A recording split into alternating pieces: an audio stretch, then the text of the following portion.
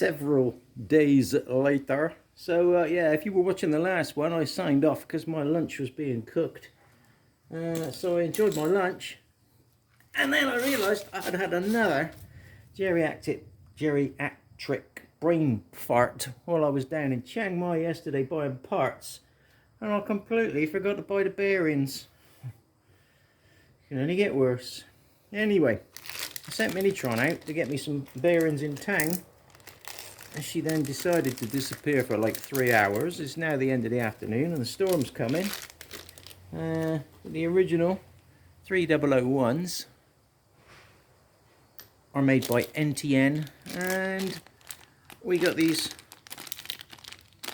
dubious parentage bearings, which are also NTN. However, they've come with a single seal, so we don't want any seals because these two sit next to each other. So if I put them in, let's get them in the shot, shall we? I'm trying to do an overhead shot.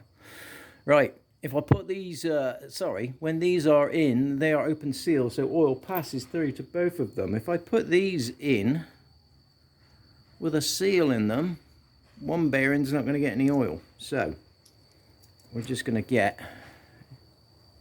a knife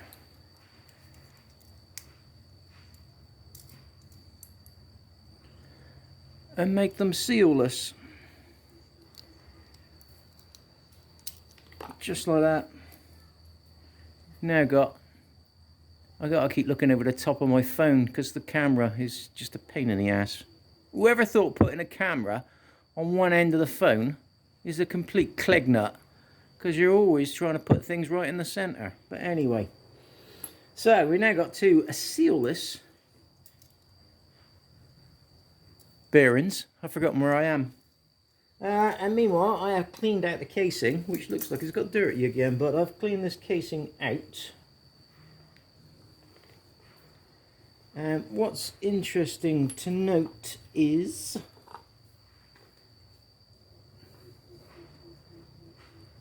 there's your weep hole there. So when your seal starts leaking, coolant will leak out of there. Well, I've always had a little oily stain kind of thing in the dust around there, which has always annoyed me because I thought it was from the gasket, because I did actually replace the gasket one time and the stain reappeared, but it never dripped. It was just a stain, so I just left it as one of those pain in the ass things. Well, when I was having a good look today, of course I didn't even consider coolant loss because I wasn't having coolant loss back then. When I looked at this thing today, mud and grime and stuff has been going up that hole and acting like a wick. So any coolant that was leaking out, it wasn't actually dripping out of there. It was just collecting in the tube amongst the dirt in there. And it was probably just evaporating off with the heat of the engine. So there you go. If you do have a long-term leak, but only a very slight leak, that could be where it is. And that's always tucked up behind my bash plate, so it's not easy for me to see it. Anyway, I waffled. So, if you watched the first one, you've already seen all this information, but I'll go through it again because I know nobody watches more than one of my videos. That's your actual mechanical seal mounting plate. And your mechanical seal there is a carbon ring, whoops, on like a rubber collar, sprung loaded, so it can, oops, flex in and out with the movement of the engine. So that kind of sits in there like that. But you have to beat them out from the back. You can see a screwdriver there where I give it a good heave-ho. And it's got a lot of sort of non-set-in sealer. We used to call that Hylamar back in the day. But that's what it's got. You can also see that white corrosion around there, look, where it has had a bit of water getting in behind the seal. So, that's your old seal. This is your new seal. Now, the inner bit is pushed on. Can you see? There you can see. The inner part is pushed onto the top hat. So you don't really want to go pulling that off to beat it on. Now normally, the go-to thing for beating bearings and seals in nearly always works out to be a 24mm socket. Well, the 24mm socket isn't going to cut it on this occasion. So what I actually did, and I've completely forgotten about it, it's still out in the sun, but what I actually did was this. I rummaged and rummaged and rummaged, and I could not find a socket that was suitable, or a piece of tube actually that was suitable. I did find a piece of tube that was initially the same diameter as the top hat, but it wasn't really thick enough, being like 1.2mm, whatever that is, so it wouldn't get a very good base. So I got some flat steel and I just wrapped some flat steel around it, so now it's got a nice wide profile to go beating. So let's go beating. Right, can you see what you need to see? You can. I need to see what I need to see, so we will get the... Where is the new seal? Right, first off, we'll start with the oil seal. Now, as you know, with oil seals, the springy bit on the inside there... Where's this stupid camera? Where is it? It's there. The springy bit on the inside is the bit that's keeping the oil in, so that faces in towards the crankshaft. We'll put it in that hole there. It's a bit too deep. I didn't actually get a socket ready for that, so I'll go and do that now. Right, here we go. The ubiquitous 14mm will do the job. Fits perfectly on the OD, and the ID will not rest on the lip of the seal. Right, so we'll drop that in the hole. And I'll just get right in the shot now.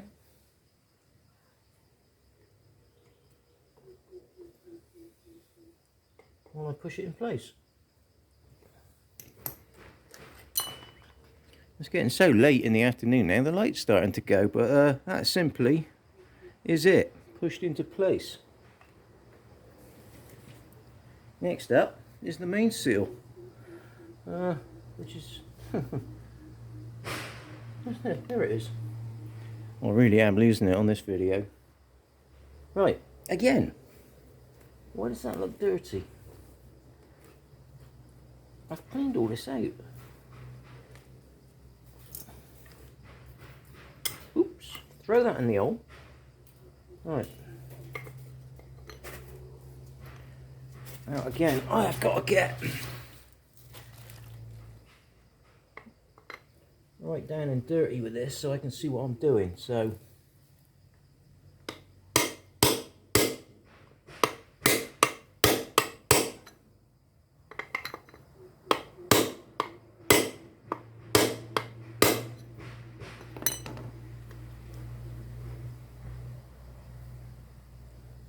right. Now I'm going to say, the only way you can tell that is home is by looking at the extreme edge of the top hat and the actual casting. You can see the back of the casting. You won't probably see it on the camera, but just around the edge of the top hat you can see the base of the casting. So you need to see that that seal is down flat inside there. So that'll do on that one. Next bit is your ceramic seal, and as you can see by the double-sided edge, you can see it, I'm not going to focus it, but there, that goes into the back of your impeller, which is my new extended one there. But before that goes in, there is a washer. A small washer, of which I bought two brand new ones for the two pumps I'm doing, because one of them was rusted away on the 301 engine. When I came to take this one out, this one's okay, but we got a new one now anyway. So right, now we want to get the shaft. I'm doing this off shot. We want to go and get some grease. Just grease the seal up so it's not going to run dry when he starts up. Now you need to put your new bearings in, which virtually fell out before. And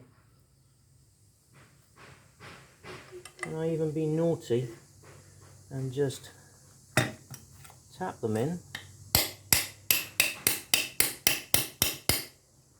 using the shaft itself.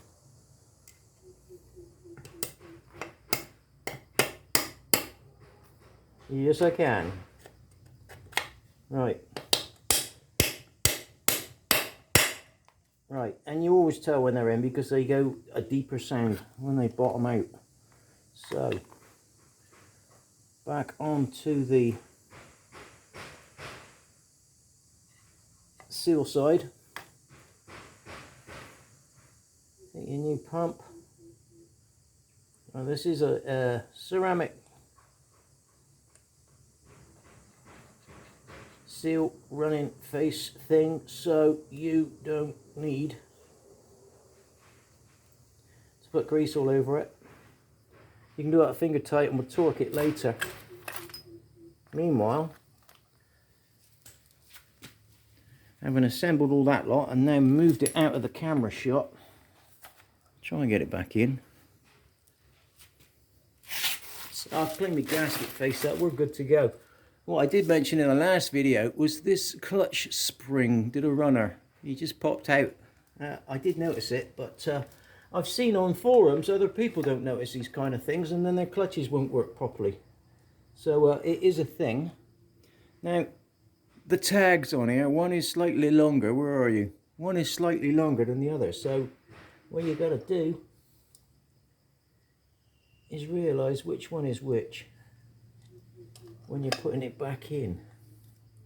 So I can't remember, so it's going to be trial and error.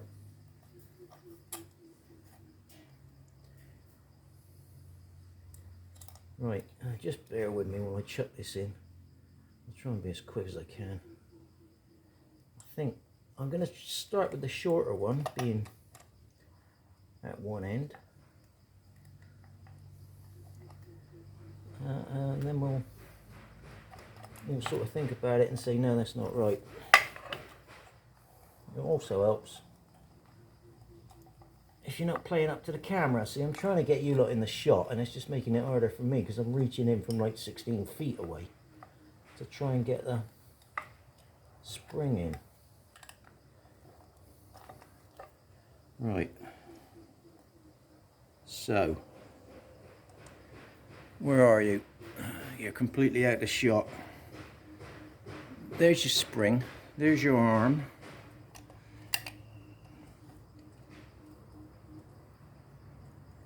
I'm looking at that and thinking, yeah, that'll do.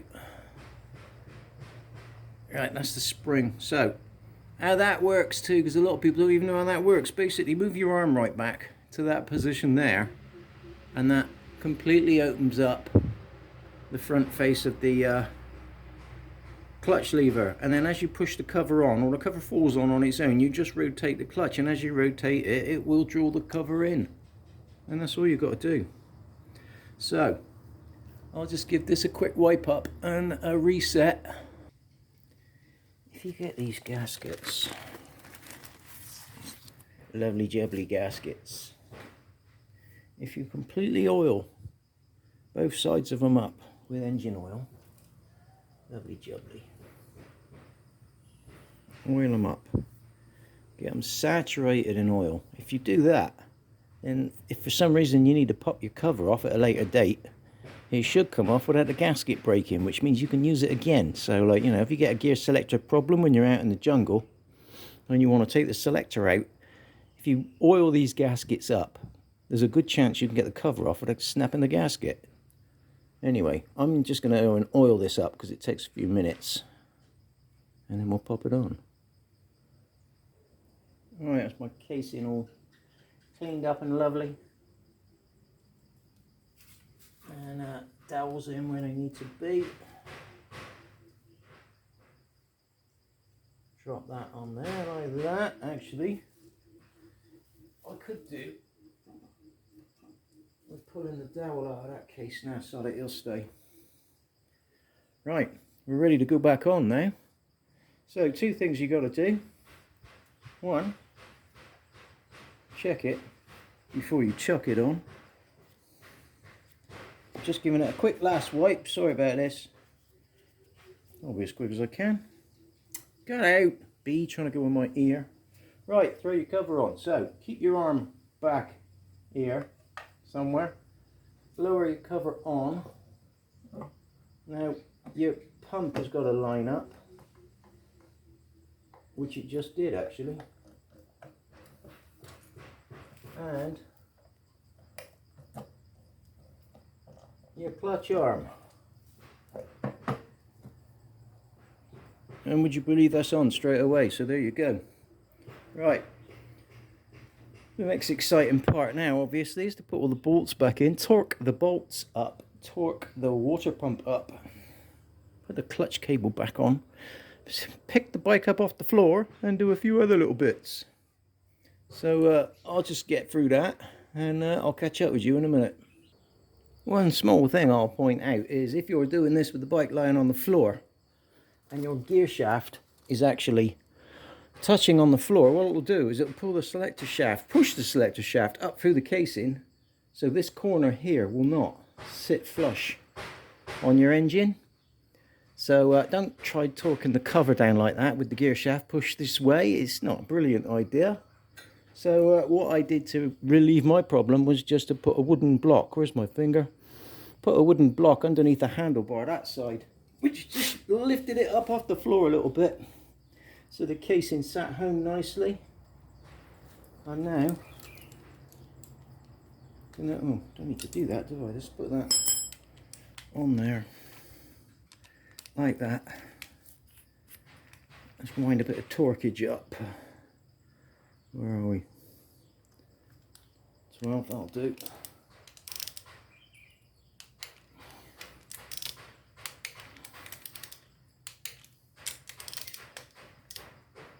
Right, I haven't got the top of the pump cover on yet, obviously.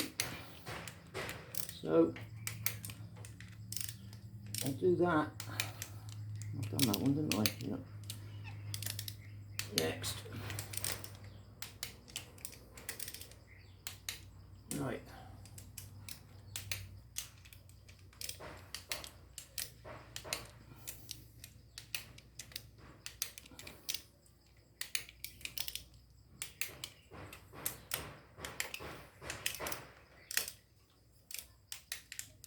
So, the money shot, the pump extender. I was going to torque this off camera and just wait to see if anybody noticed. Right, that's the water pump torqued. Now we've got, this is all new to me, so what do we got? We've got this extension to the water pump, which obviously the rubber seal is not going to just sit happy there. That is very, very easy to get wrong, so you need to be careful with that. I'm just gonna tip it over to see if it falls out on the floor, which is what'll happen as you're putting it on. No, it seems to have stayed in place. Okay. You could always just put a bit of grease in there just to hold that in place. Right. My original pump cover with a very knackered gasket. I must admit, in all the times I've had the engines down, I've never taken the pump apart. I've never really had any reason to. It just kind of sits there and does its thing. Right. Again, the seal is a little bit lively.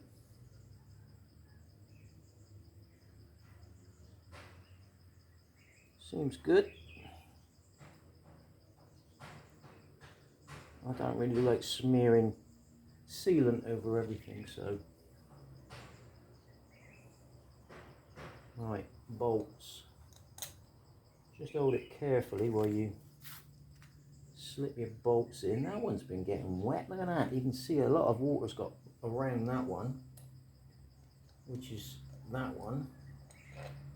That's an outer one. That's the inner one. This bad boy here has got a copper washer on it. That goes down there because that's the drain. There's a triangle there to point that one out. And then there's one more longer one, which is here. Right, we'll keep all that lot in place while I do it up.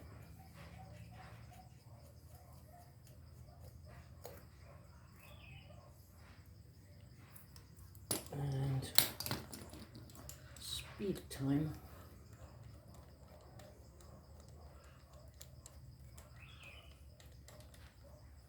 That one definitely looked like some water had been leaking around it.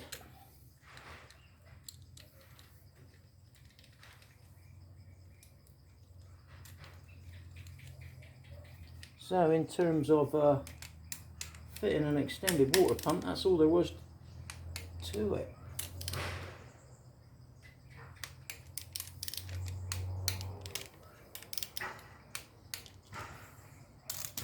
There. What more can I say? All I got to do now, pick the bike up, finish the bike off, put some more oil in it, take it out for a ride. Right, it's always a bit of a long one, but if I covered everything, then there's nothing you can wonder about really. So, let's get finishing that off, and I'll see you lot next time I find something to fiddle with. I post all that lot up on my Facebook page as well, which is CRF250L. Tips and tech. Right, later.